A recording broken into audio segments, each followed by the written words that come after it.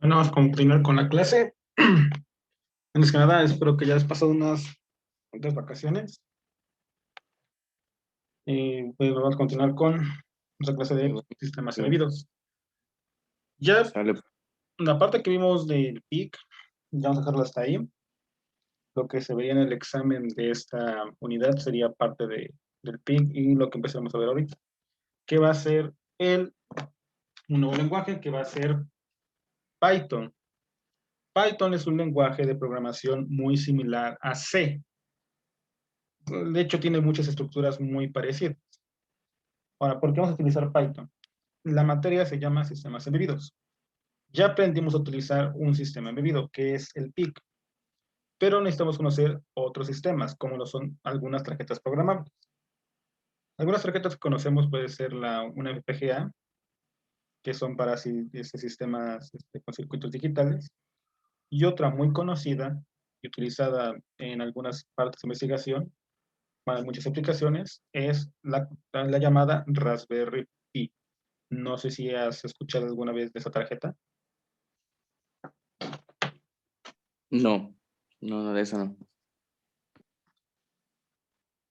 Me imagino que Arduino sí la debe haber escuchado. ¿Cómo, perdón? ¿Cómo? Arduino sí la debe haber escuchado alguna vez. Tampoco. Me Bueno, parece que no. Arduino es una tarjeta de programación igual. Esa es más sencilla de programar que esta de Raspberry. La Sí. diferencia es, bueno, su forma de programación es muy sencilla, pero esa sencillez ahí radica su problema. Mucha parte de investigación utiliza Arduino como base, pero realmente no tiene, ¿cómo te puedo decir? No es muy robusto al momento de utilizarlo en la parte de la industria.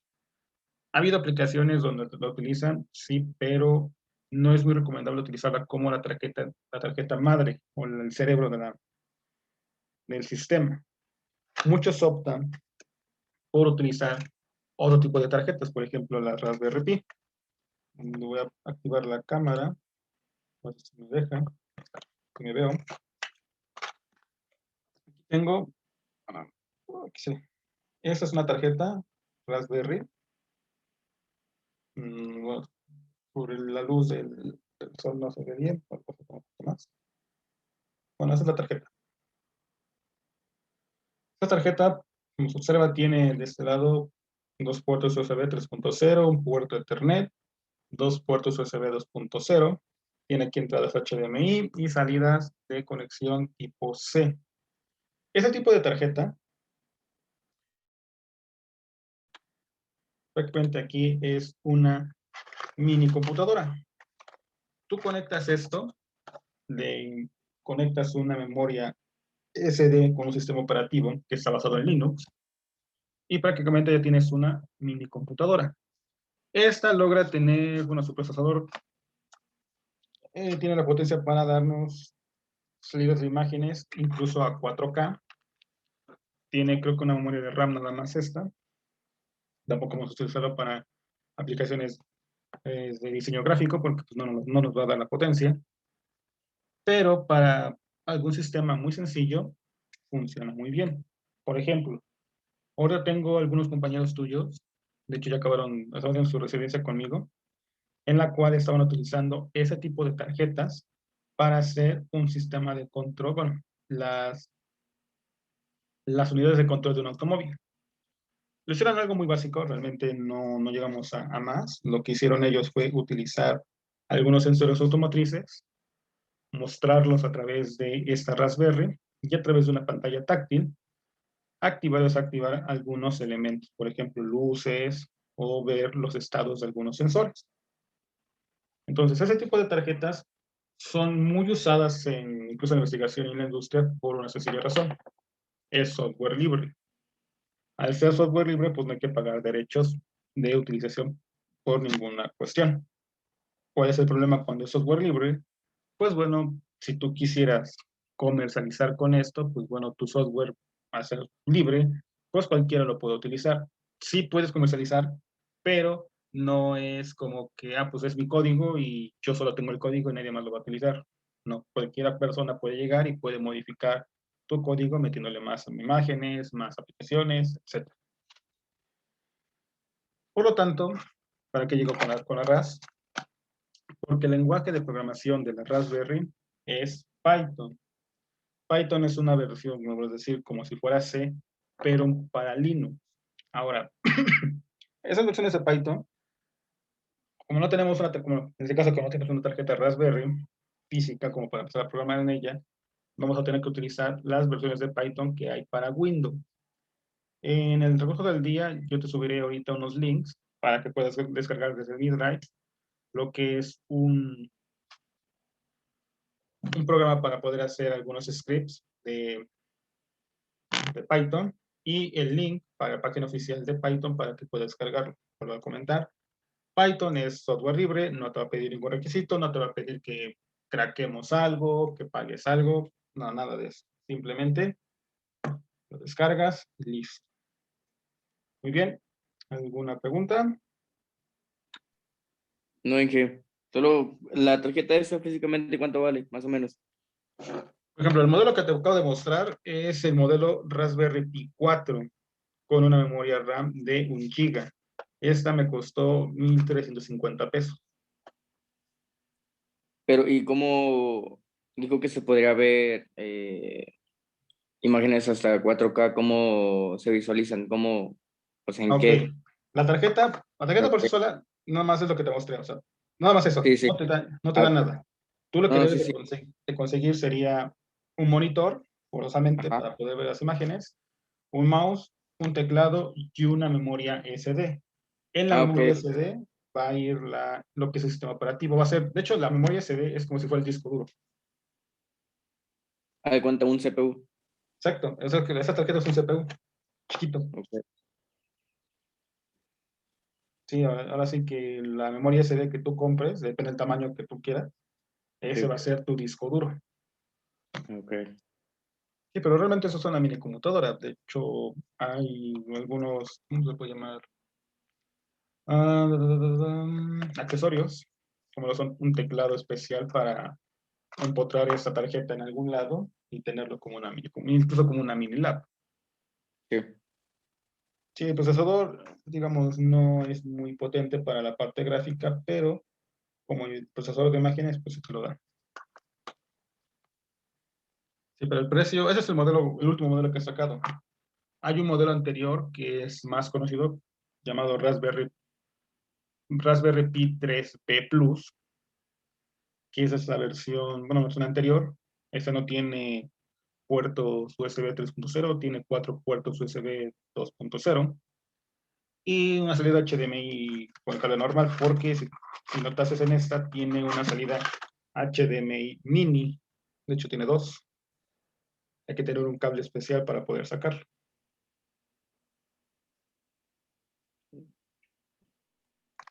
Esa versión ha de estar costando cerca de los entre 900 y 1,000 pesos. Ahora igual, Más ahora. sí es más barato.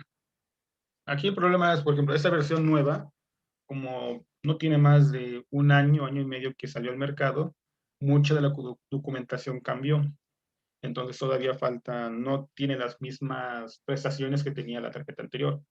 Si tú buscas información de la tarjeta Raspberry 3B Plus, encontrarás un montón de información ya hecha para esta tarjeta. De hecho, si eres fan de los videojuegos, estas cosas funcionan como un emulador. De hecho, hay toda una comunidad dedicada a la creación de emuladores utilizando esta tarjeta.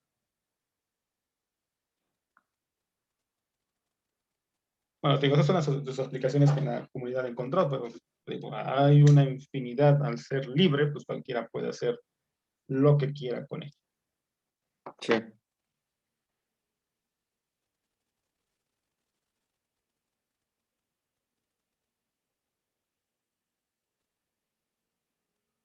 Muy bien, vamos a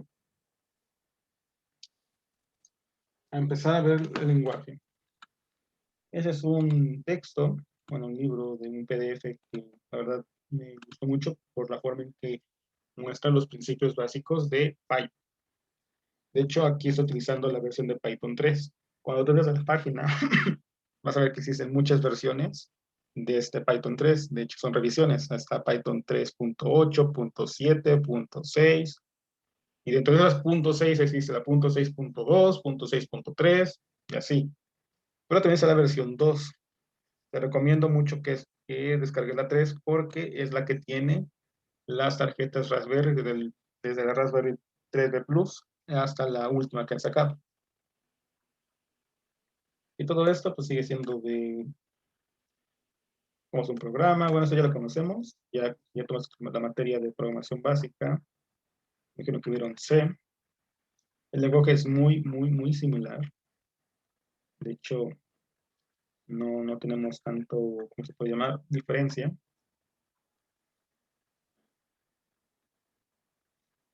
Y aquí empieza, bueno, ¿cómo declarar variables, expresiones y sentencia? Muy bien. Como valores y tipos, aquí nos pone que el valor es una de las cosas básicas que utiliza el programa, como una letra o un número.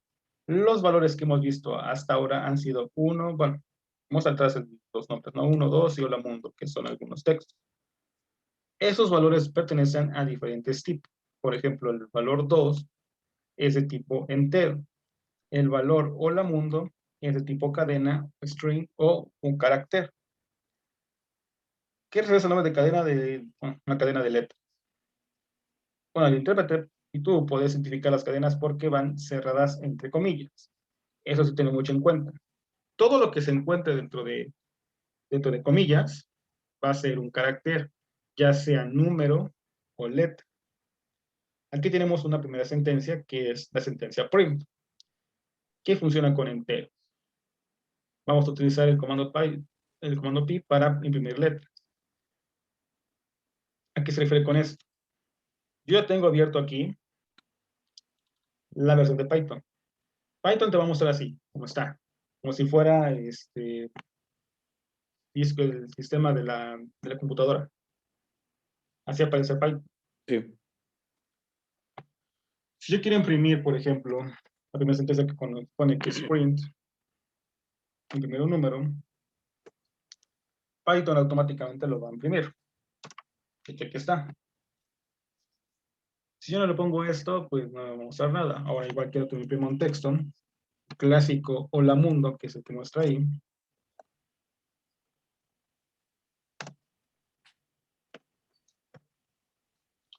Pues lo va a imprimir. Pero tomando en cuenta que este dato es un entero y este nuevo dato es un carácter. Entonces tenemos ya de entrada dos, dos sentencias, bueno, la sentencia print, donde podemos imprimir tanto enteros como valores de cadena.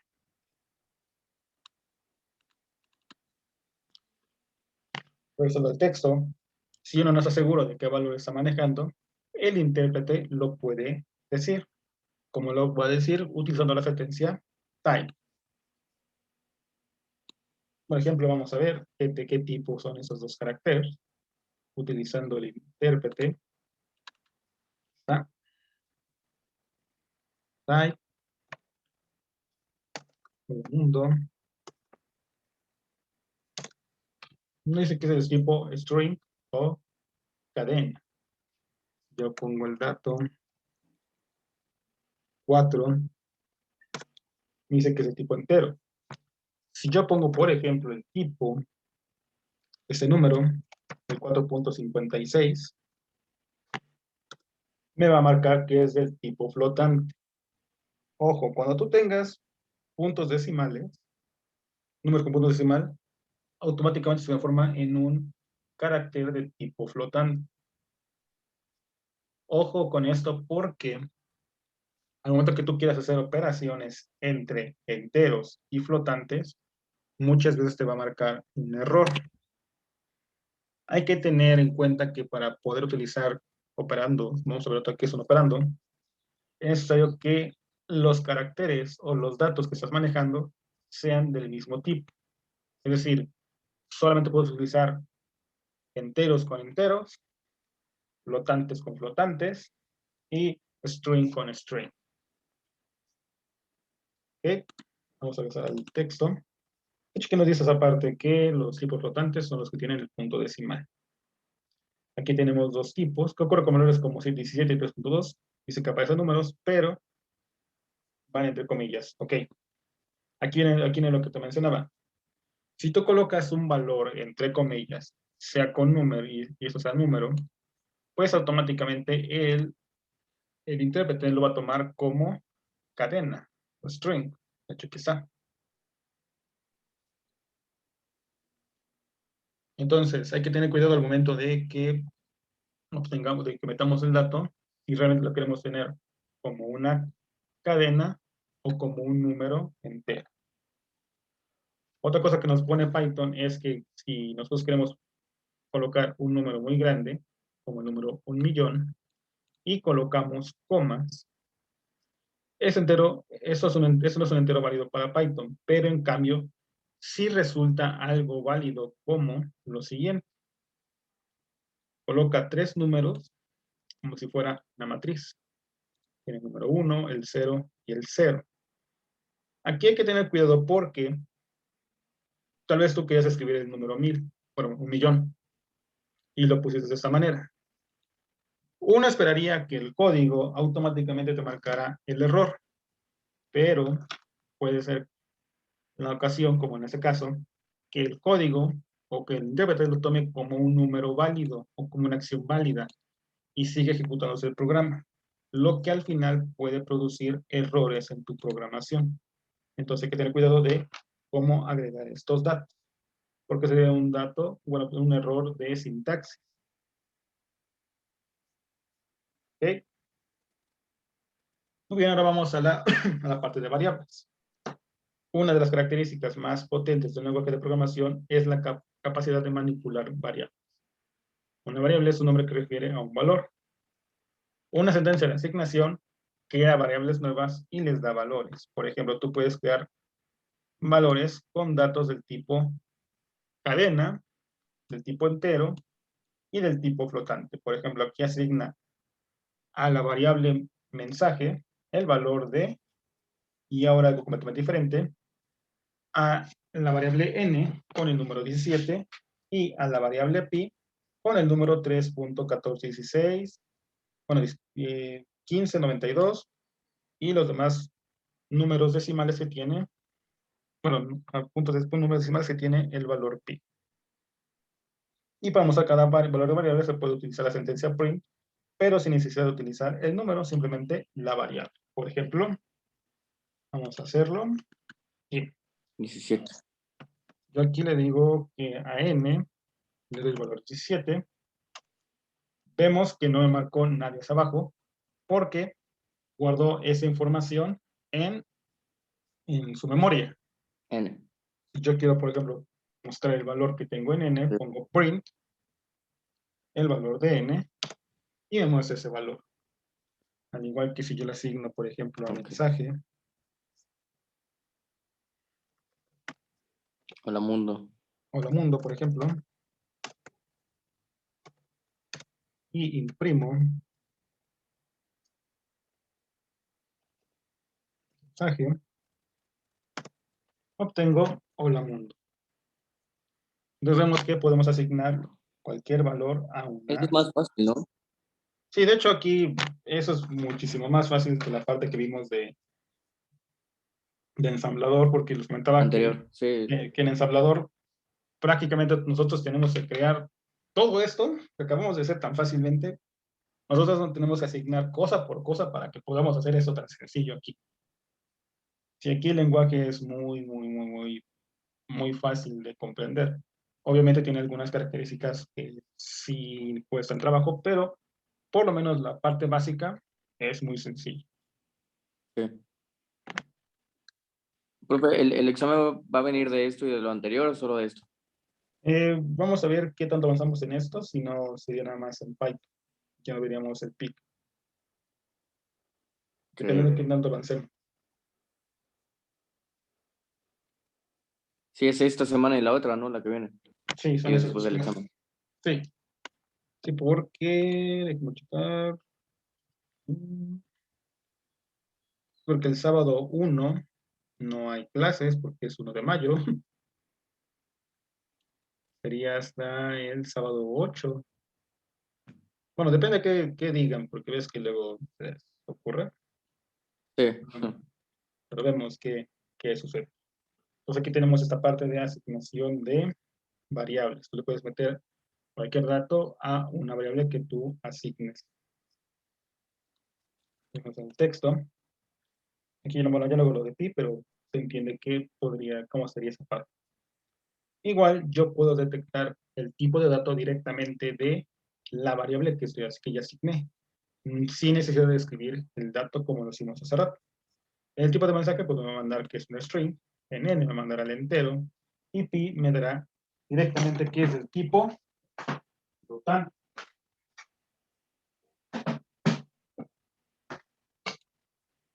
Ahora, nombres de variables y palabras clave. Ojo, no podemos ponerle cualquier nombre a, a nuestras variables. Dice aquí que los programadores generalmente eligen nombres para sus variables que tengan sentido y documenten para qué se va a usar esa variable. Los nombres de las variables pueden ser arbitrariamente largos y pueden contener tanto letras como números, pero no pueden comenzar con números. Se pueden usar letras mayúsculas, pero es buena idea comenzar los nombres de las variables con letras minúsculas. El carácter guión bajo puede utilizarse en un nombre. A menudo se utiliza en nombres con múltiples palabras como mi nombre o velocidad de golondrina.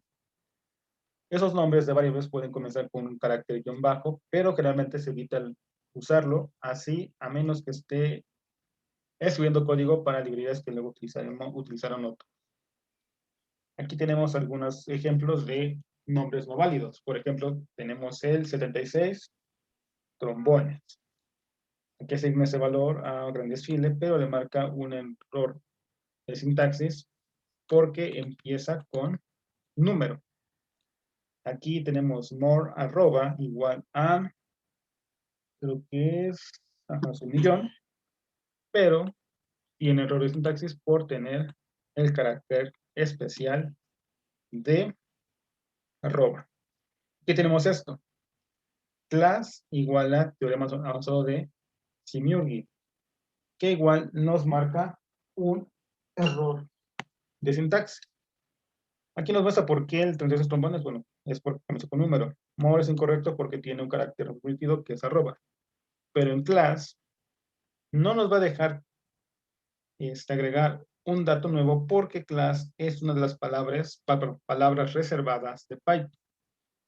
El intérprete tiene 33 palabras reservadas para su uso. Por lo tanto, no podemos utilizar ninguna de esas 33 palabras que son and, as, asser, break, class, continue, def, del, leave, else, except, else, finally, for, from, global, if, import, in, is, lambda, no, non-local, not, or, pass, rise, return, room, try, while, with y kill.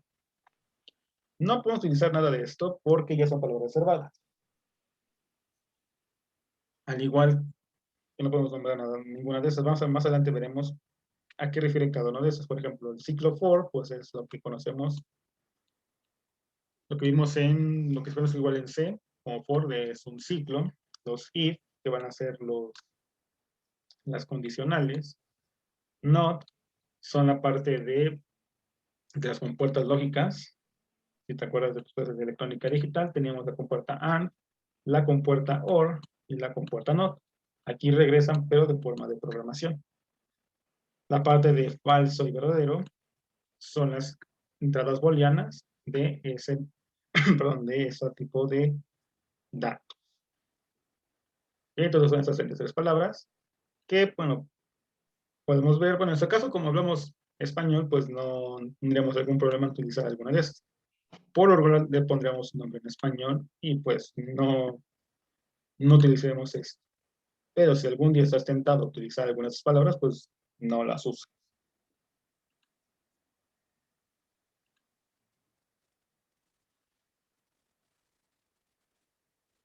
Igual ahora vemos con la parte de sentencia. ¿Qué es una sentencia? Una sentencia es una unidad de código que el intérprete de Python puede ejecutar. Hemos visto hasta este momento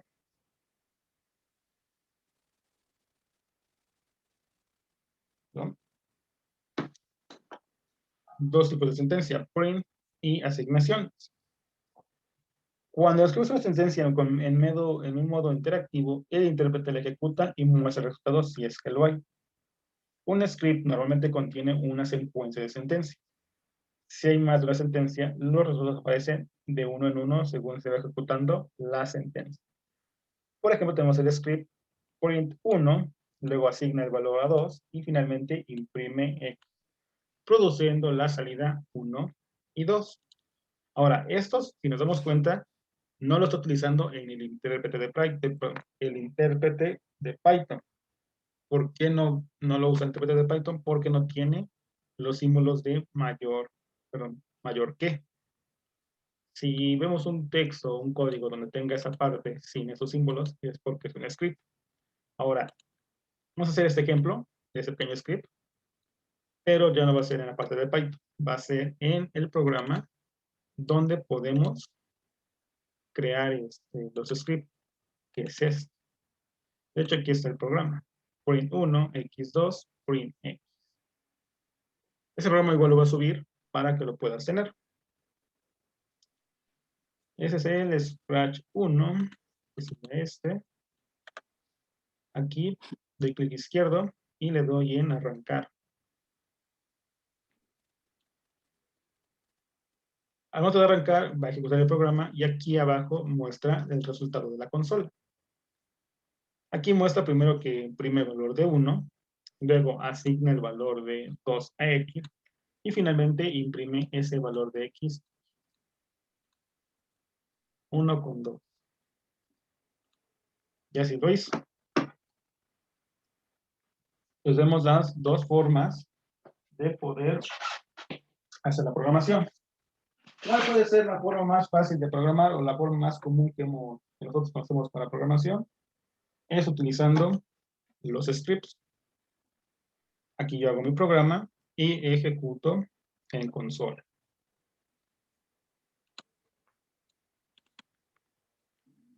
Muy bien, ahora vamos a la parte de operadores y operandos.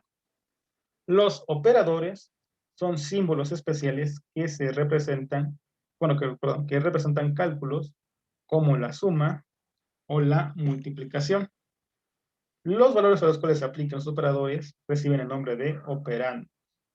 Los operadores más, menos, aquí faltaría un símbolo que es el asterisco, que es el por, diagonal división y diagonal invertida y un por, realizan sumas, restas, multiplicaciones, divisiones y exponencial, es decir, elevar un número a una potencia.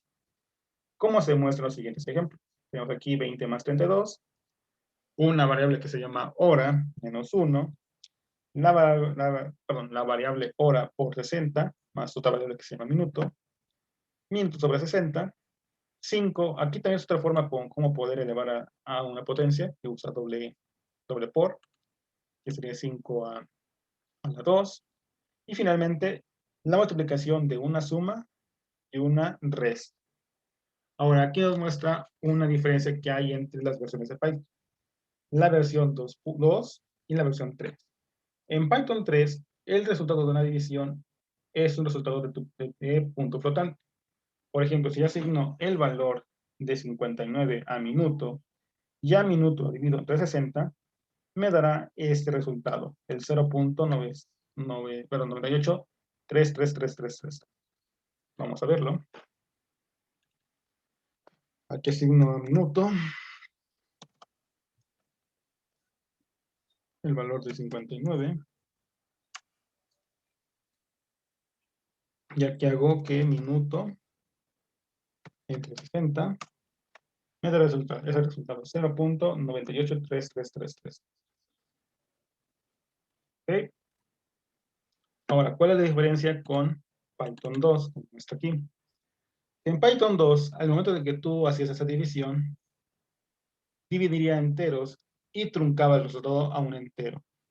Es decir, no nos daba el valor en punto flotante o los valores decimales, sino nos daba directamente el entero. Si vemos aquí, no nos da el entero más cercano, que sería 1, sino el entero anterior, que es 0.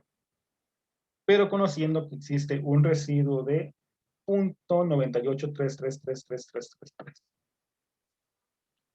Entonces aquí vemos esa diferencia muy grande en eso. Ahora, si yo lo quiero utilizar, obtener ese tipo de resultados en Python 3, pues tengo que poner doble diagonal, como muestra aquí. Vamos a verlo. Tenemos que minuto, doble diagonal entre 60, y nos da 0, que es el entero anterior a ese resultado. No toma el punto decimal, sino solamente el entero.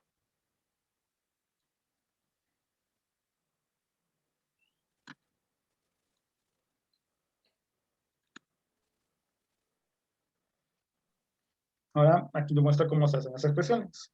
Una expresión es una combinación de valores, variables y operadores. Un valor por sí mismo se considera una expresión y también lo es una variable. Así que las siguientes expresiones son todas válidas.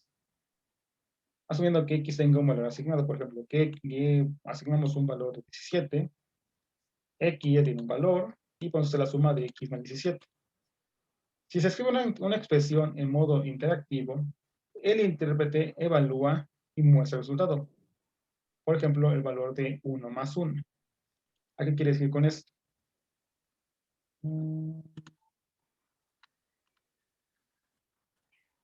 Aquí.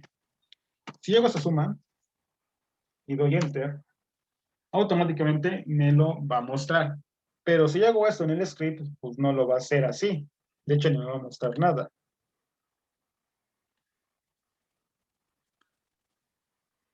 Por ejemplo, esto. Si yo hago esto en el intérprete de Python, por ejemplo, por hecho, vamos a escribir 5, luego 5 igual a x, bueno, x igual a 5, y luego finalmente x más 1. Y eso es lo aquí. 5, algo que voy a asignar el valor, x igual a 5, y finalmente x más 5, y me daría 10. Veo que automáticamente el intérprete lo está ejecutando. Pero ¿qué pasa si hago exactamente lo mismo, pero en el script? Pues aquí pongo el valor de 5, asigno el valor de x 5, y finalmente hago la suma de x más 5. Si yo ejecuto esto, pues veo que aquí abajo no me apareció nada. ¿Por qué? Porque esa script solamente va a ejecutar esas sentencias, pero no va a mostrar nada hasta que yo le asigne con la sentencia print que me muestre el resultado. Mientras, eso solamente se guardó en espacio de memoria. Y capaz y nada más lo que guardó fue esto.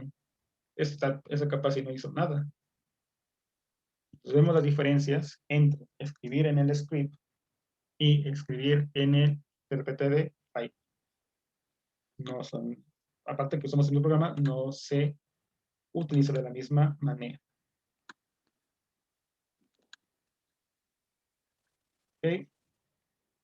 Aquí se va, bueno, otro va a votar de la reunión, bueno, de la videollamada. Por favor, hasta que se cierre, vuelves a entrar usando el mismo link, por favor.